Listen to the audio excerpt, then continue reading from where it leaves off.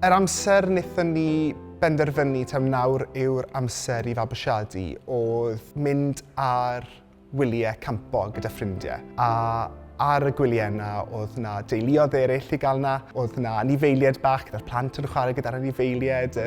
Nath yng ngŵr i a fi gadael yr lle campo yna yn siarad amdano cael car newydd. Angen ni gael car sydd yn gallu cymryd ni campo, ni angen car hefyd sydd angen, falle, plentyn yn yr amser bydd gyda ni'r car yma.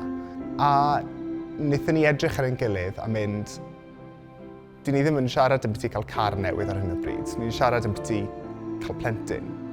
Just gwenu ar ein gilydd a mynd, ie.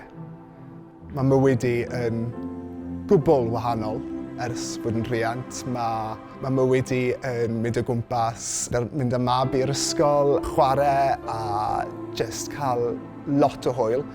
Lot o foment anodd. Dwi ddim i gyd yn fel, ond mae'r cyfnodau yna o felusrwydd yn ffantastig.